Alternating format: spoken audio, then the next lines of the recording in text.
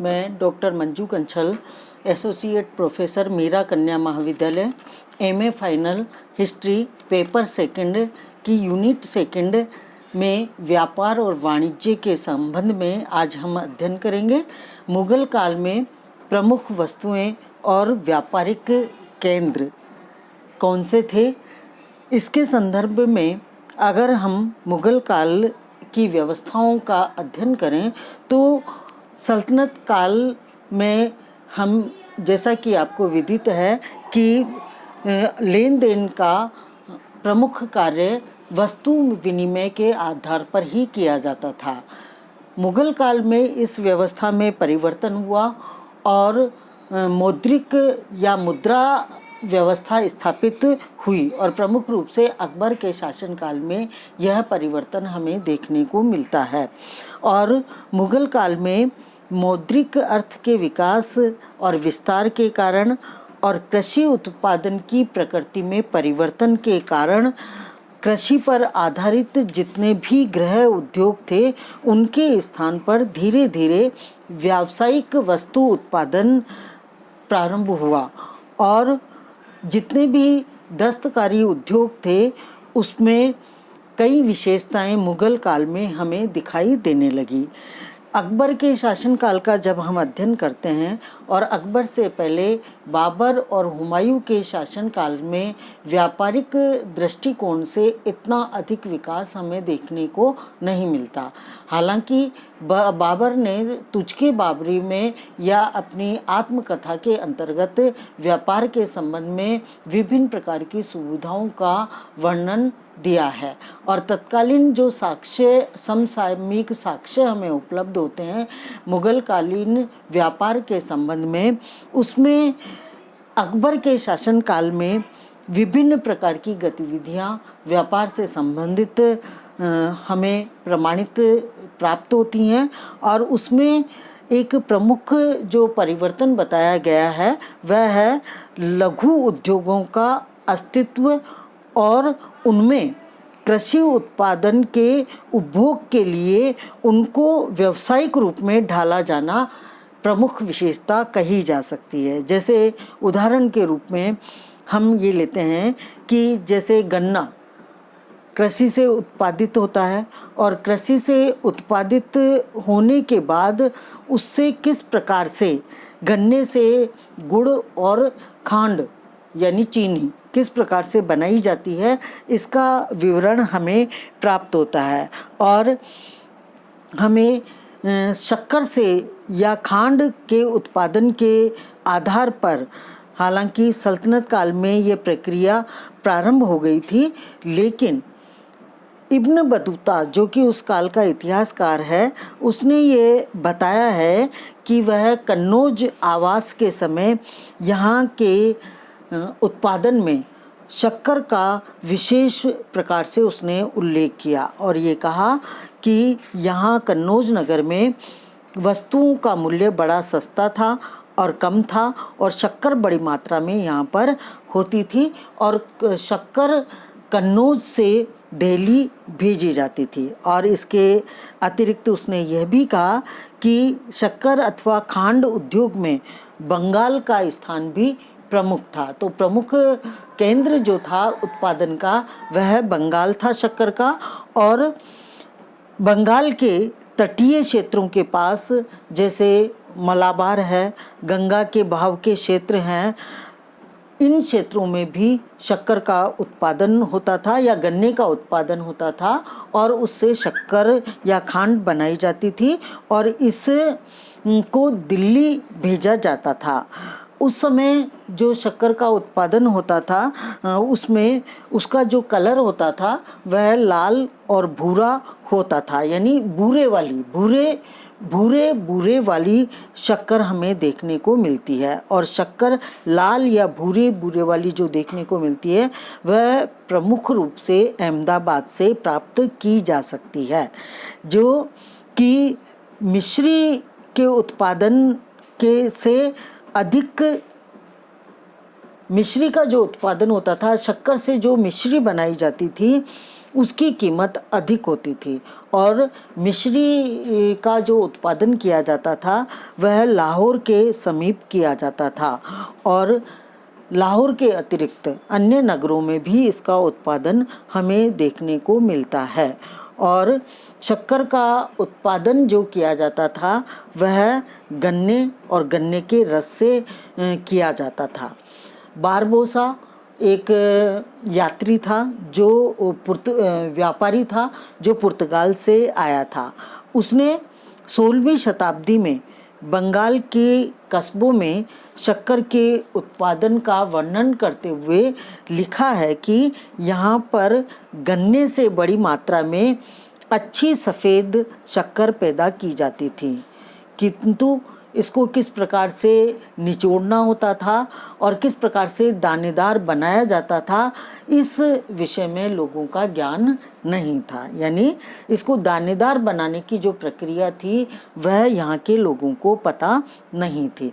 तो इस प्रकार का हमें शक्कर के संबंध में इतिहासकारों और व्यापारियों के द्वारा विवरण प्राप्त होता है।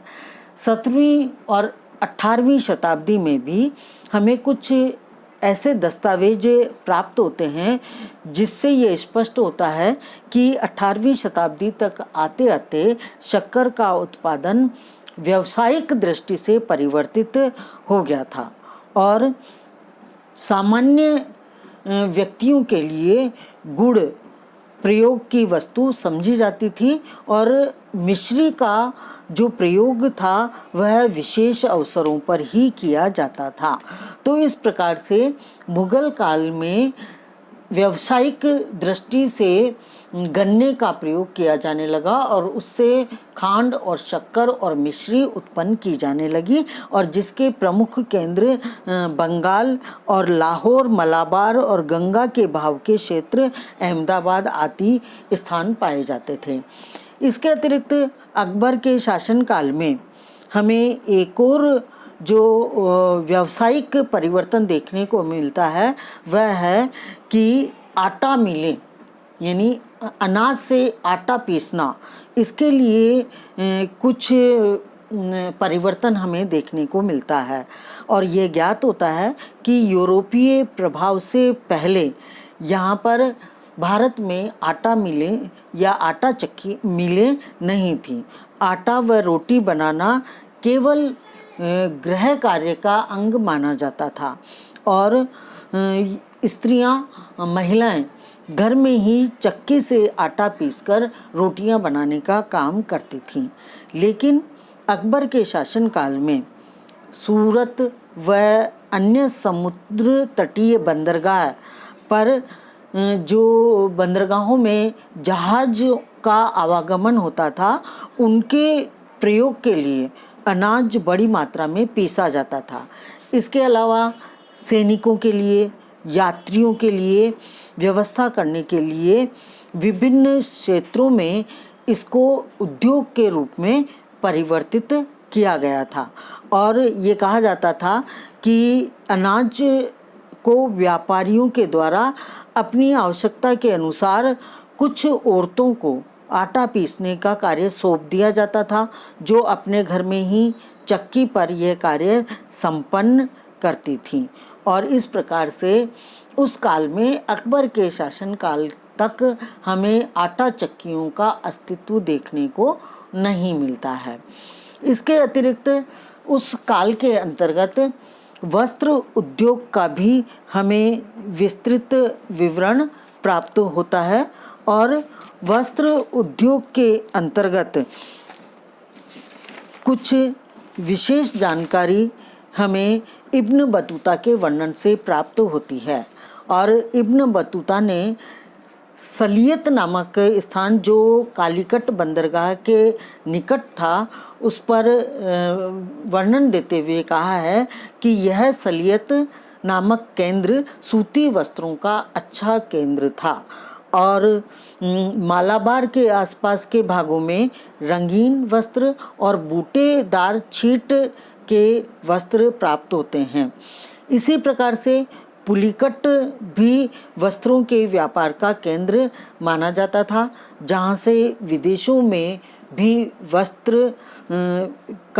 वस्त्र भेजे जाते थे।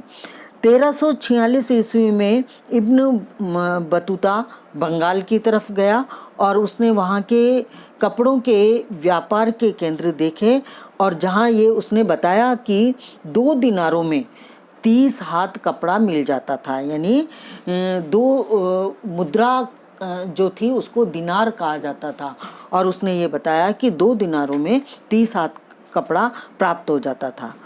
चीनी यात्री जो कि भारत में समय समय पर यात्रा करने के लिए आए, उनमें एक चीनी यात्री था माहुयान, और उन्होंने 15वीं शताब्दी की व्यापारिक स्थिति पर प्रकाश डालते हुए कहा है कि बंगाल में कई किस्म के वस्त्र बनते थे, जिसमें रेशमी तथा सुनहरी किनारी के रुमाल और विविध प्रकार के अन्य कपड़े प्रमुख थे।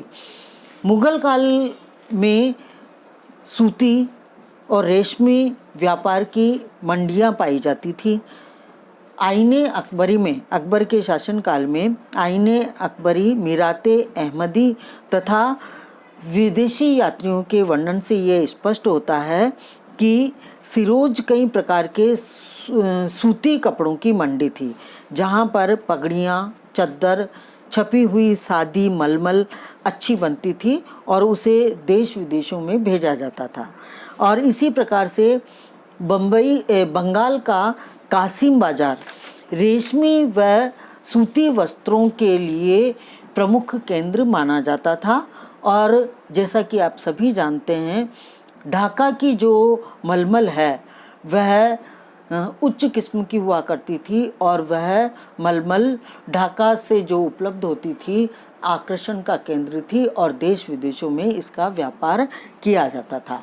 तो उस काल में व्यापार और में वस्त्र उद्योग एक प्रमुख उद्योग के रूप में मुगल काल में विकसित हो चुका था। इसके अलावा तेल उद्योग के संबंध में भी, जो कि एक व्यावसायिक उद्योग की तरह परिवर्तित हो गया था, उसके बारे में हमें 14वीं से 16वीं शताब्दी के जो शिलालेख हैं उनसे हमें दक्षिण भारत से प्राप्त शिलालेखों से इसका विवरण प्राप्त होता है कि धीरे धीरे तेल निकालने का कार्य किस प्रकार से प्रारंभ हुआ 16वीं शताब्दी तक। और उसमें ग्रामीण क्षेत्रों का यदि हम विवरण देखें तो ग्रामीण क्षेत्रों में घानियाँ पर कर लगाने का वर्णन प्राप्त होता है। तो घानियाँ जहाँ पर तेल निकाला जाता था, जो कि ग्रामीण क्षेत्रों में स्थापित थी, और सल्तनत काल में इस प्रकार का विवरण हमें मिलता है। और मुगल काल में उत्तरी भारत के संदर्भ में हमें विस्तृत विवरण इस प्रकार की घानियों का प्राप्त होता है, जिससे कि तेल निकाला जाता था। धीरे धीरे ये तेल निकालने का जो काम था वो व्यावसायिक लोगों के द्वारा किया जाने लगा, और इसकी एक व्यवसाय के आधार पर जाति बन गई, जिसे हम कहते हैं तेली।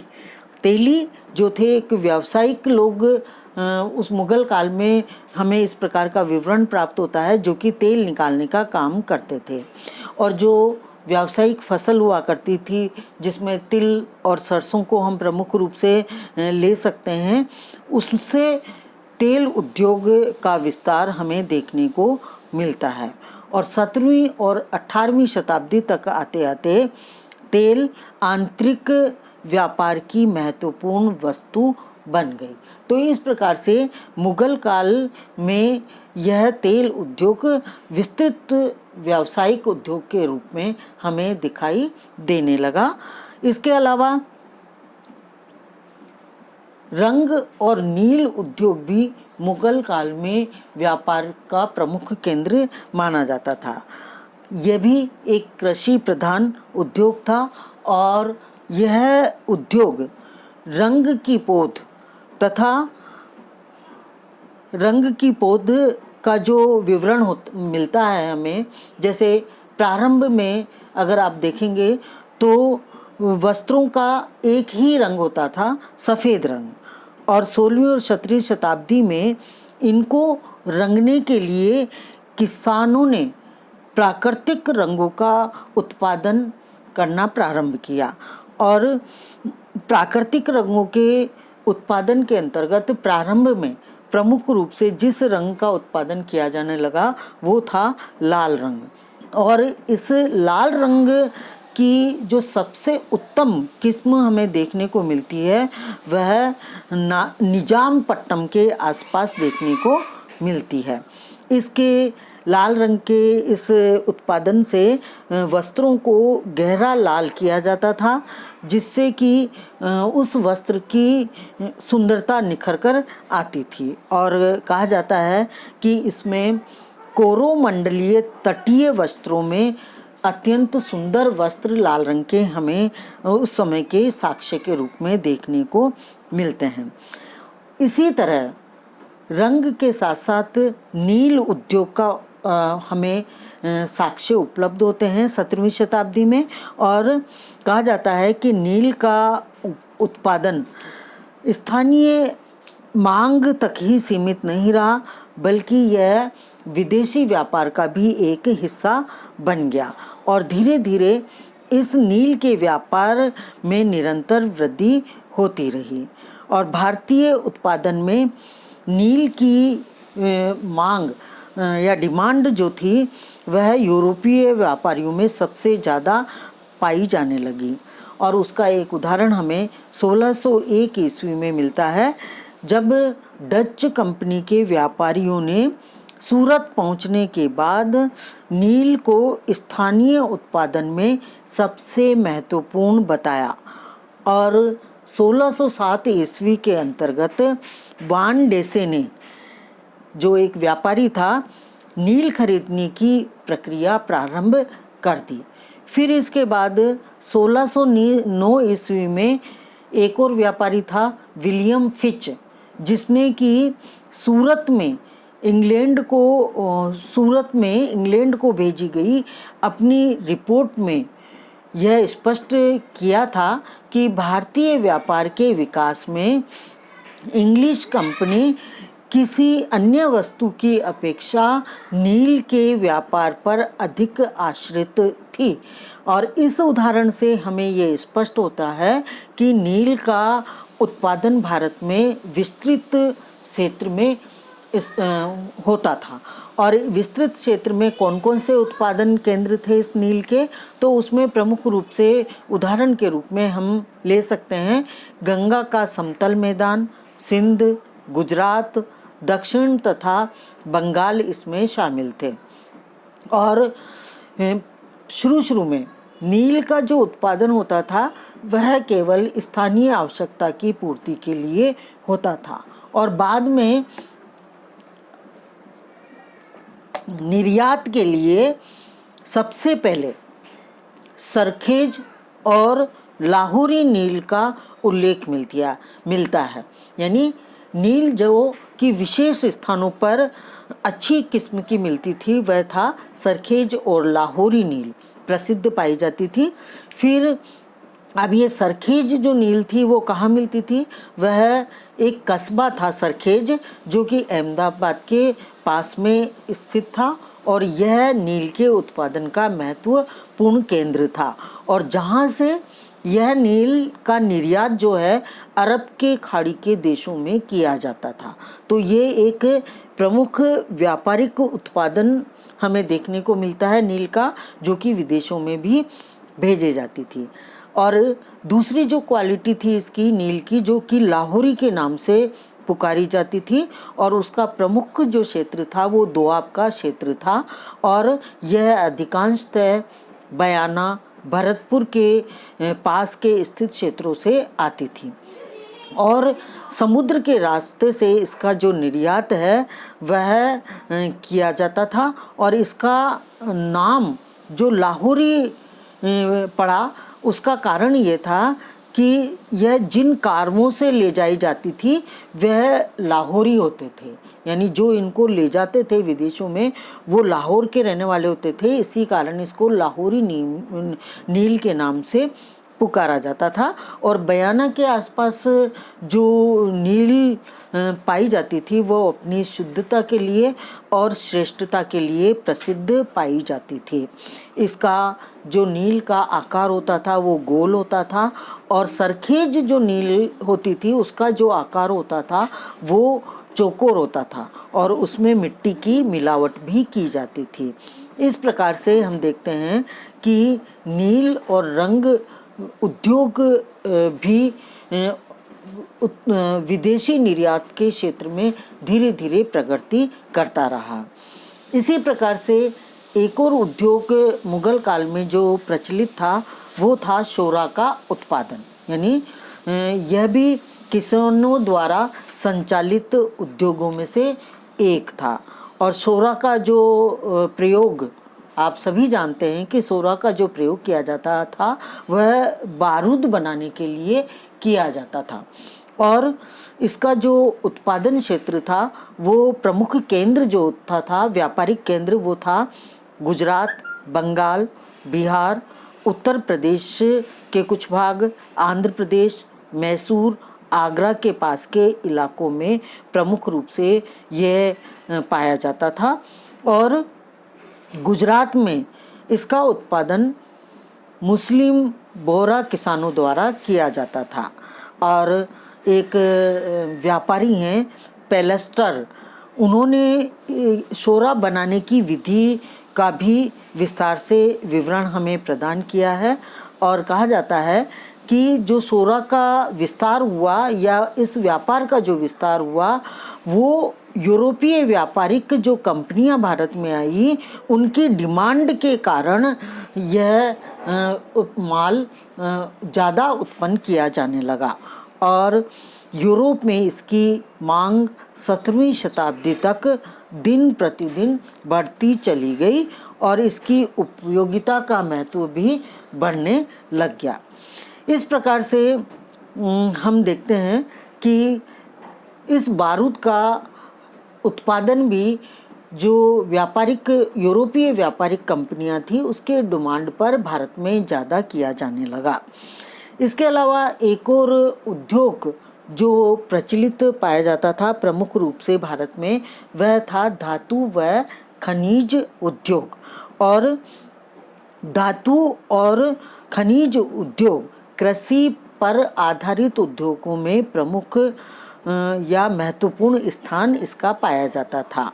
और मध्यकाल में जो बड़ी संख्या में कारीगर लोहे, तांबे, सोने, जवाहरात, चमड़ा, लकड़ी के उद्योगों में लगे हुए थे। 14वीं शताब्दी के उद्योग दस्तकारों का वर्णन यदि हम करें और उस समय के जो समसामयिक लेखक थे उनमें प्रमुख एक लेखक था शिहाबुद्दीन अल उमरी। उसने इन धातु उद्योग के बारे में लिखा है कि उद्योगों में शिल्पकार एवं कारीगर भी हैं, जैसे तलवार, धनुष, भाले और विभिन्न प्रकार के अस्त्र शस्त्र, कवच आदि बनाने वाले, सुनार व कढ़ाई का काम करने वाले, काठी बनाने वाले और हर प्रकार की हस्तकला में दक्ष लोग जिनमें स्त्रियां और पुरुष सभी शामिल थे, तलवार बनाने वाले सुदक्ष और असंख्यक साधारण लोगों के प्रयोग के लिए विशेष वस्तुएं बनाते थे। और इस प्रकार से हम क्या देखते हैं कि जो धातु थी उस धातु से विभिन्न प्रकार के वस्तुएं और सामान इस काल में बनाए जाते थे। और जो समसामयिक स्रोत हैं मुगल काल में और सल्तनत काल में उसके बारे में स्रोतों से विस्तृत विवरण हमें प्राप्त होते हैं। यदि हम बहुमूल्य वस्तुओं में सोने और चांदी की बात करें तो इनका जहाँ प्रश्न उठता है तो सोने का उत्पादन उस काल में नहीं के बराबर होते थे।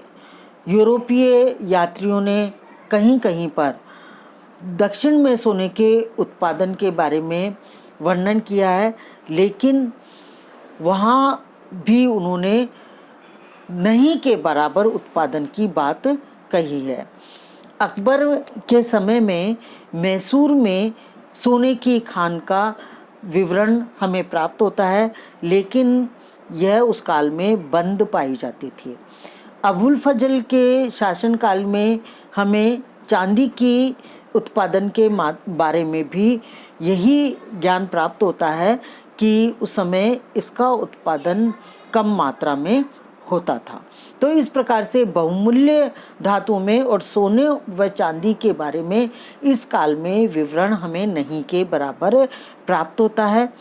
जस्ते, तांबे और लोहे के उत्पादन की यदि हम बात करें तो उत्तरी भारत की खानों का उत्पादन केवल आवश्यक दैनिक स्थानीय आवश्यकताओं की पूर्ति के लिए ही किया जाता था। और एग्जाम्पल के रूप में यदि हम देखें तो राजस्थान में जस्ते व तांबे की खानें पाई जाती थी और अन्य स्थानों से भी तांबा निकाला जाता था, और लोहे का जो प्रयोग है वह स्थानीय उत्पादन की आवश्यकता की पूर्ति के लिए ही काम में लाया जाता था। अब हम बात करते हैं हीरों के उत्पादन की, और हीरों के उत्पादन का विशेष उल्लेख हमें प्राप्त होता है। हीरों का उत्पादन कहाँ से होता था, किस प्रकार की विधि से हीरों को तराशने में लाई जाती थी, इन सब का विवरण हमें प्राप्त होता है। और कहा जाता है कि उस काल में, मुगल काल में, हीरे जो प्राप्त होते थे विभिन्न स्थानों से, और बड़ी संख्या में इनको तराशने के लिए मजदूर कार्य करते थे, और यह उद्योग उच्च स्तर पर उस काल में पाया जाता था। साक्ष्य के रूप में और विवरण के रूप में हम टेवर्नियर का उदाहरण लेते हैं। उसके बारे में ये कहा जाता है कि वह खुद एक प्रशिक्षित जौहरी था और उसने इस उद्योग के संगठन के विषय में विस्तार से लिखा है। टर्निवियर ने जो विवरण हमें प्रदान किया है 17वीं शताब्दी के मध्य में, वह इसके बारे में ये कहता है कि दक्षिणी भारत में हीरे के 2 क्षेत्र प्राप्त होते हैं। पहला जो क्षेत्र था वह था रेतीला क्षेत्र, जहाँ पर उस रेत से, यानी जो रेतीला क्षेत्र होता है उसमें हीरे मिलते थे, और हीरों को चलनी से छानकर, रेत को चलनी से छानकर उन हीरों को निकालना पड़ता था। टर्विनियर ने दूसरा जो क्षेत्र बताया है वह है कीचड़ होता था, और कीचड़ से जब हीरे प्राप्त करने की विधि काम में लाई जाती थी तो पहले उनको धोना पड़ता था और उसमें ज़्यादा समय लगता था, और इसके कारण, ज़्यादा समय लगने के कारण ही हम देखते हैं कि इसकी दक्षता के संदर्भ में भी बहुत मेहनत की ज़रूरत और दक्षता की ज़रूरत हुआ करती थी। और इस के संबंध में जो टर्मिनियर का विवरण हमें उपलब्ध होता है उसमें उसने सारे आंकड़े हमें प्रस्तुत किए हैं, जिसमें ये कहा है कि निश्चित एक व्यापारी लगभग आधी एकड़ ज़मीन में हीरे ढूंढने के कार्य में 300 मजदूरों को लगाता था, और ये मजदूर पहले मिट्टी को खोदते थे और मिट्टी को खोदने के बाद उस पर पानी डाला जाता था और पानी के बहाव से मिट्टी दूसरी तरफ निकल जाती थी और फिर उनको छाबड़ियों की सहायता से उड़ाया जाता था और उस कच्चे माल को एक स्थान पर इकट्ठा किया जाता था और फिर उसके बाद में उसको निखारने का काम किया जाता था। तो संपूर्ण विधि टर्मिनियर ने बताई है और कहा जाता है कि एक प्रशिक्षित व्यक्ति को, कारीगर को साल में तीन पगोड़ा एक मुद्रा थी, वह उनको दिया जाता था, जो कि उनकी मेहनत के एवज में बहुत ही कम होता था। और इसी कारण कारीगरों को कम राशि मिलने के कारण हीरे चुराने की प्रवृत्ति उनमें पाई जाती थी। और फिर इसी कारण टर्मिनर ने ये बताया है कि इसकी रोकथाम के लिए कुछ चौकीदार नियुक्त किए थे, जो कि इस पर निगाह रखते थे और उसको भी मजदूरी दी जाती थी। ये जो बहुमूल्य धातु थी हीरा, उस हीरों का निर्यात विदेशों में होता था और कहा जाता था कि गोलकुंडा जो है वह हीरों के लिए सबसे ज़्यादा प्रसिद्ध था। इसके अलावा टर्मिनियर ने छोटा नागपुर की नदी के रेतीले मुहाने पर भी हीरों को प्राप्त करने के बारे में जानकारी प्रदान की है। और ये जो नदी की मिट्टी होती थी उससे ढूंढने का कार्य इसमें किया जाता था। और इस प्रकार से हम देखते हैं कि ये हीरों का उत्पादन और निर्यात दक्षिण के क्षेत्रों में भी पाया जाता था। और यहाँ दक्षिण में जो है वो इसका उत्पादन काफ़ी कम था, लेकिन कम होने के बाद भी उच्च किस्म के हीरों की प्राप्ति यहाँ से होती थी और इसी कारण लोग उसकी तरफ अधिक आकर्षित होते थे।